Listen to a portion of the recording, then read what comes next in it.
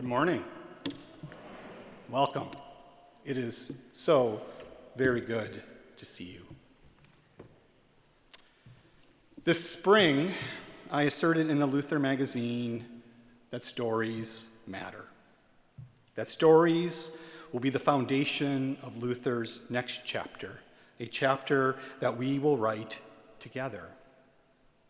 Stories of how Luther builds pathways for its students, stories of how Luther draws excellence out of its students, stories of how the sense of community at Luther develops a focus upon others. Last week, I had the opportunity to meet with nearly 200 Luther alumni in Des Moines, Davenport, and Iowa City.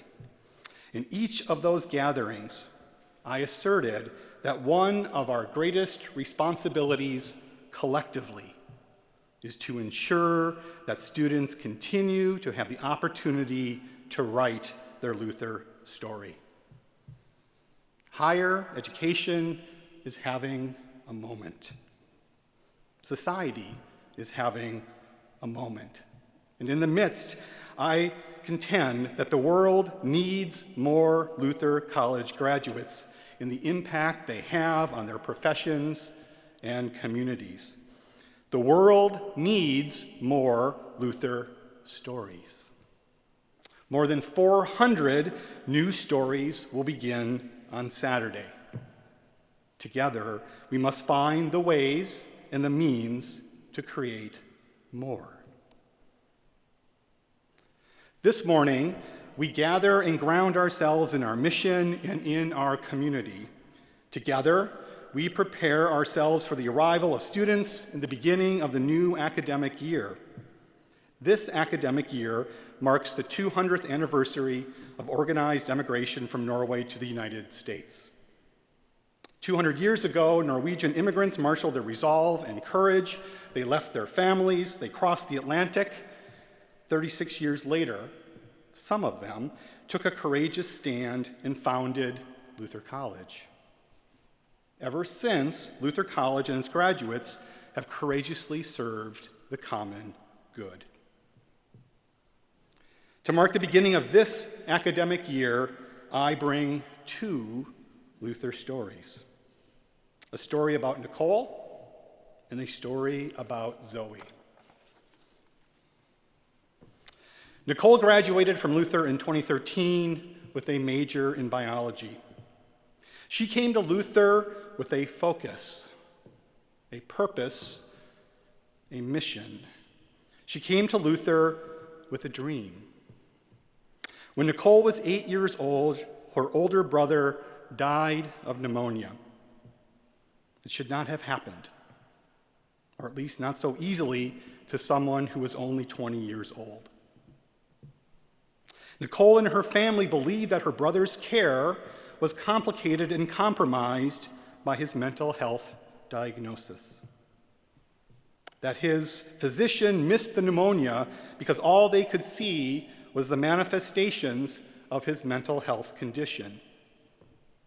From that moment, Nicole wanted to be a physician. She wanted to ensure that what happened to her brother would not happen to other patients. Nicole discovered Luther through our summer science seminar, a program for high school students that immersed them in a week-long laboratory experience in biology, chemistry, and physics. Nicole came to Luther with a strong but not exceptional academic record from high school. A record that certainly signaled the possibility of medical school, but not one that guaranteed it. Nicole excelled inside and outside of the classroom at Luther. She was a leader in several student organizations. She was chosen for the Launching Luther Leaders program by the Student Life Office. She was a 4-year member of Luther Symphony Orchestra. She conducted research in my chemistry laboratory.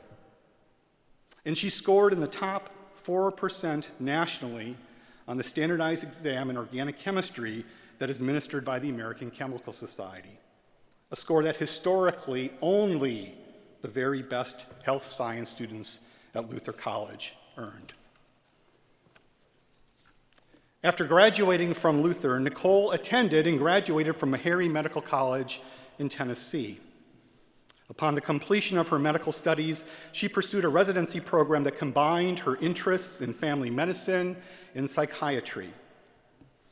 Nationally, there are only 6 residency programs and only 12 slots that offer a combined experience in family medicine and psychiatry. Nicole earned one of them at the University of Iowa, her dream medical institution. While a resident at the University of Iowa, she was selected for an Excellence in Graduate Medical Education Award by the American Academy of Family Physicians. Annually, residents from 700 programs are considered. Only 12 are selected. Nicole was one of them. Following her residency program, Nicole completed a fellowship program at the University of Iowa. She is now board certified in 3 specialties: family medicine, psychiatry, and addiction medicine. Presently, Nicole is a member of the medical faculty at the University of Iowa. When she announced the news of her faculty appointment, she declared, "Hey, 8-year-old me, we made it. I know my brother is proud." I am proud of her too.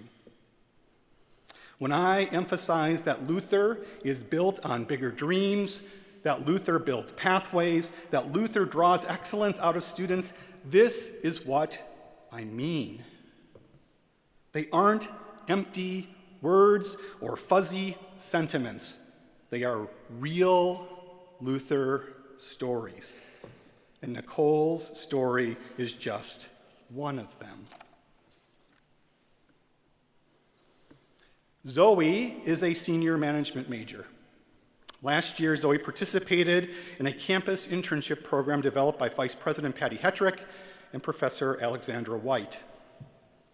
As part of her internship, she worked as a construction intern with Opus RDG and Luther's Facility Services on the Jardine Fieldhouse renovation project. Zoe documented the processes and daily progress of the project, creating artifacts that Opus and Luther staff could refer to in the event that questions or challenges arose. At the conclusion of her internship, Zoe was interviewed by Vice President Bill Smith about her experience. Here's some of what she had to say. When asked how she selected management as a major, Zoe indicated that she had come to Luther to study physics and engineering. Nevertheless, she discovered early on that physics and engineering were not a good fit for her, despite her family background in engineering. Her advisor encouraged her to test a few things out, to try some things. She enrolled in a management class, fell in love with it, and decided she needed to pivot to a new path, one focused on project management, with a specific focus in construction management. She felt that had she attended a larger university without a liberal arts focus, she likely would not have been encouraged to explore new things. She likely would not have had faculty members to encourage and support her, and she likely would not have found a path to studying management. When asked how Luther and her classes prepared her for an internship in an area of specialty, construction management, for which Luther does not offer a degree, Zoe explained that the liberal arts emphasizes the very skills, communication and dialogue, interpersonal skills that are the foundation of project management. Zoe said that she lacked these interpersonal skills in high school and that Luther helped her develop them. When asked how Luther helped prepare her for success in a field, construction management, that has historically been dominated by men, Zoe shared that the diversity of people and perspectives at Luther, which were not present in her hometown growing up, inspired her, and gave her the confidence to pursue opportunities regardless of the history of the field or aspects of her identity. She said she saw that conviction and confidence modeled by others time and again at Luther. When asked how her participation in athletics influenced her education, Zoe indicated that athletics at Luther helped develop her leadership skills. Athletics taught her how to step up, whether or not she was on the court, and especially in hard moments. Athletics taught her how to use her voice, even in those moments when she might have rather remained quiet. When asked what separates Luther from other places, Zoe emphasized the close and connected community, one that reminds her of family. Zoe emphasized the focus on collaboration, on the willingness to work with others, especially with those who have other interests. My understanding is that Opus RDG is interested in hiring Zoe after she graduates. Opus indicated that while Zoe doesn't have a degree in construction management, she does have the communication, critical thinking, and interpersonal skills they consider essential to the success of their company. Opus explained that they can and will teach Zoe some of the technical skills she presently lacks. They can't teach the other skills, however, and they are finding it difficult to find graduates like Zoe who have them. When I emphasize that Luther is a laboratory for life, that a Luther education promotes exploration, reflection, and engagement, that a Luther education instills a sense of adventure and the confidence to blaze new trails, that Luther College prepares students to thrive in an ever-changing world, a world where the liberal arts are more relevant than ever, whether or not the world happens to realize it, this is what I mean. Society is losing confidence in higher education and the liberal arts in particular. We have Luther stories, stories like Zoe's, that demonstrate that they are mistaken. These stories are what will inspire us, or what will sustain us during an academic year that will be marked by both causes for concern and causes for celebration. This year, we enter an extended period of decline in the number of high school graduates nationwide. The demographic cliff is here. We will need to work harder and smarter and collaborate more across campus to recruit each and every new Luther student. This year, our total student enrollment will reach its lowest number in decades. This year marks the lowest part of the valley in our models. This is the year that we begin to climb out. This year, our expenses are again predicted to exceed our revenues, and we no longer have the cash reserves to cover the budgeted deficit, even after the additional spending allowance to the endowment is considered. Absent a surge in unrestricted cash commitments from donors, we will have to make some difficult decisions to find the resources we need.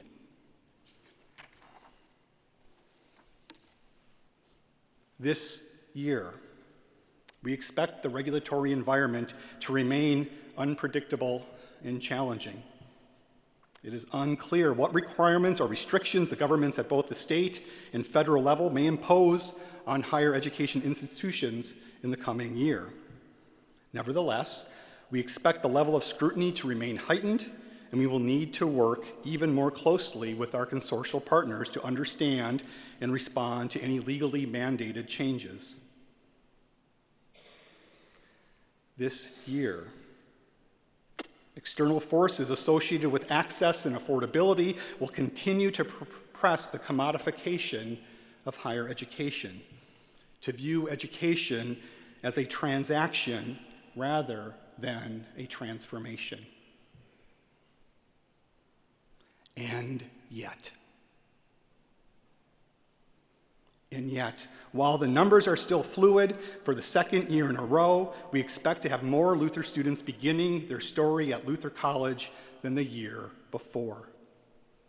Our new recruitment and marketing strategies are starting to bear fruit. The slope of the line is changing. I congratulate the teams in admissions, financial aid, and marketing and communications for their good work, and I am grateful for every member of the faculty and staff that worked with the thousands, and I mean thousands of students who visited campus this past year. Thank you. You are making a difference. And yet, while the numbers are still fluid, we expect to have the highest percentage of students returning for their sophomore year since the 2021-2022 academic year. I congratulate the teams in student success, student life, and academic affairs for their good work, and I am grateful for every member of the faculty and staff who worked to support student retention this year. We know that students need more support and more structured pathways through their college experience than ever before. We know that we have to re-recruit each student each semester. Each day, I see and I appreciate your work, and I know that it is taking more of your time. Thank you. Again, you are making a difference. And yet, we are not standing still. We are not watching the ball pass over the plate. We are swinging the bat and putting the ball into play. Within the last 6 months alone, we have formed new partnerships with Bon Appetit, with Northeast Iowa Community College, with the Decorah Community School District, with the Vesterheim, with WinMed, with UWill, and with the Midwest Conference. These new partnerships are making us stronger. They demonstrate that we are investing in our community. They demonstrate that we are willing to run experiments and to try new approaches. And yet, we are renewing and expanding our facilities. The cranes and trucks and the noise and the dust are a sign that we are in a season of renewal, not decay. The Jardine Fieldhouse, Nordic Brew, Oneota Market, the CAF, each will make us more competitive. Each demonstrates that we are listening to students. Each demonstrates that we are taking the student experience inside and outside of the classroom seriously. And yet, we increasingly hear laughter across campus. Students are learning again how to connect with each other. We are learning again how to have fun with each other. We need more of this, much more of this. The Student Senate, aka the Ministry of Fun, is leading the way. We must watch and listen, and we must follow. And yet, we continue to attract talented and dedicated faculty and staff that are called to inspire and equip students to courageously serve the common good. Just a few moments ago, we acknowledged and celebrated the arrival of dozens of new colleagues. Welcome, welcome. We are excited and grateful that you are here. And yet, we continue to write Luther stories together. Stories that demonstrate that a Luther education is not a commodity. Stories that demonstrate that a Luther education is a transformation, not a transaction. This is going to be a hard year. It is also going to be a good year. This year, we will need stories. We will also need focus. And that's where this comes in.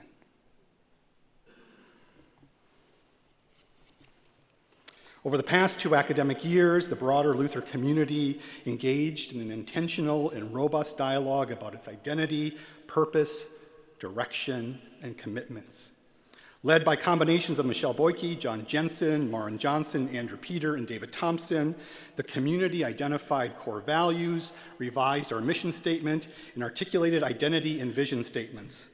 The new set of elements were approved by Luther's Board of Regents in July. Today, at this service of dedication, we formally incorporate them into the rhythms and rituals of our community. Taken together with our compass points, honesty and hope, pride and belief, these new elements will support the focus we need as a community to thrive during a tumultuous time for society in general and higher education in particular. Our identity statement provides clarity about who we are. Our mission statement describes what we do. Our vision statement signals where we are going, and our values explain why we act. We last revised our mission statement in 2006. The new elements both honor the past and look to the future. Bridging the former mission statement and the new elements is a defining aspect of Luther College and its community, a focus on the common good. Called by our mission, grounded in our identity, and guided by our values, we are building a pathway for Luther College to catalyze the creation of a more sustainable and just world. For Luther College to elevate individuals, communities, and society one graduate at a time. For Luther College to be widely recognized for providing a holistic education in the liberal arts that draws excellence out of every student and prepares them for lives of meaning and purpose. Friends, colleagues, we are called. We are capable. And we are courageous. Together, we can do this. This is our moment. This one. Together, we can show the world that we are here for good. Together, we can show the world that it's time for Luther. Soli Deo Gloria.